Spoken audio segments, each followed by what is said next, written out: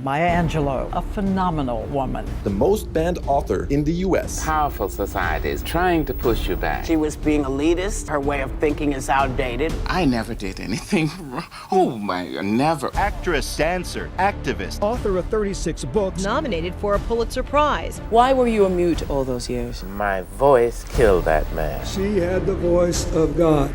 I stopped speaking for almost 6 years. Meyer is one of the great literary voices of our time. They said that I was crazy.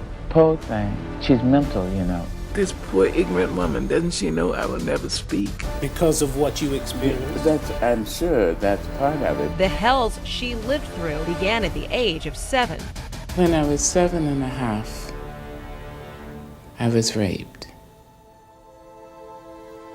The rapist was a person very well known to my family. I was hospitalized. He had told me if I ever told, he would kill my brother, who was the only person I loved.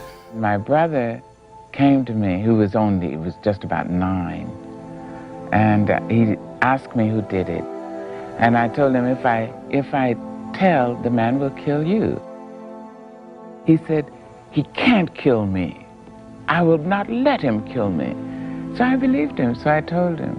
And of course he told my mommy. The man was put in jail for 1 day and night and released. And 2 huge white policemen came into my mother's house. And they said, the man has been found dead, and it seems he was kicked to death. I thought my voice had killed him. That was my 7-year-old logic. So I stopped talking. Rape on the body of a young person introduces cynicism. And there is nothing quite so tragic as a young cynic, because it means the person has gone from knowing nothing to believing nothing. My mother's family and my mother did their best to woo me away from my mutism, but they didn't know what I knew. My voice could kill. And after a while, I think they just really got tired of the presence of this mad and sullen and silent child. So they sent me back to my grandma. The people in the town, they said that I was crazy, that I was retarded. Poor thing, she's mental, you know. And my grandmother would braid my hair, and she'd say, sister, I know they think you're crazy, that you'll never talk. But when you get ready, you're gonna talk, sister. Mama knows. You're gonna be a teacher. Sister, you're gonna teach all over this world. I used to sit there and think, this poor ignorant woman, doesn't she know I will never speak? She gave me a little tablet, and I kept that on my waistband. So if anybody asked me, what I thought, I would write it. I started to read books, I guess, at about 8. And there was a woman in my town, Mrs. Flowers. She was black, she was so beautiful. And she wore a voile, and she'd walk. In this little town in this tiny little town. And when I'd see her coming up the road, I just thought she was the prettiest thing God had made so far. And she took me to the library in the segregated school and told me, I want you to read from A to CH by the time I come back. And I would read everything. I would understand, whatever I could, but I would read. About 4 years after Mrs. Flowers started me to read, and really to read, I was about 12 and a half. Mrs. Flowers invited me to her house, and she used to make tea cookies and lemonade. And she'd give me that to drink, and she'd talk about poetry, and she'd read to me with this mellifluous voice. And she said, Maya, you do not like poetry. I got my tablet. I said, yes, ma'am. She wouldn't even look at my tablet. And she pointed her finger at me. She just shook her finger in my face. I ran out of her house. I ran back to my grandma. And Mrs. Flowers came back there and pointed her finger at me in front of Mama. She said, "You'll never love it until you speak it, until you feel it come across your tongue, over your teeth, through your lips. You will never love poetry, never."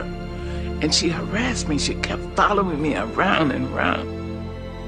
And finally, I went under the house and I tried to recite a poem.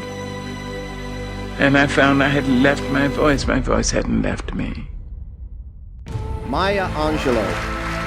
Actress, dancer, activist. Author of 36 books. Nominated for a Pulitzer Prize. A remarkable woman, Maya Angelou has spent most of her life striving to make the difference in this world for those who have yet to come.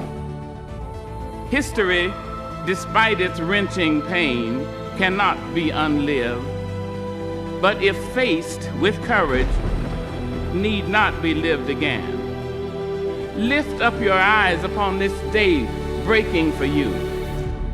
Maya Angelou died at the age of 86. She had many daughters throughout the world. Her great gift to us is that she made us feel heard and seen and loved and worthy. You alone are enough, she taught me. And I am the woman I am today because she was. She was my anchor. The people's poet. Not just a voice for Black America, but all who know struggle. Rising up in the face of the impossible. What I have is a readiness to rage. If I see injustice anywhere, I speak up, I do something about it. What happens when we, a group of highly energized human beings, come together to talk about evil? What do we unleash? I have a dream. Those of us who choose to think we have something to say, one already knows that there will be adversaries.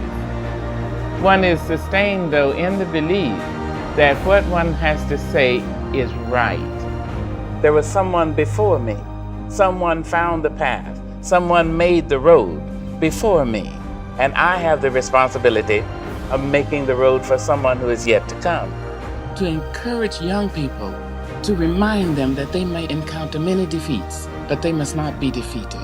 And maybe it's necessary to encounter the defeats, to develop some courage. History cannot be unlived, but if faced with courage, need not be lived again. Lift up your eyes upon this day breaking for you.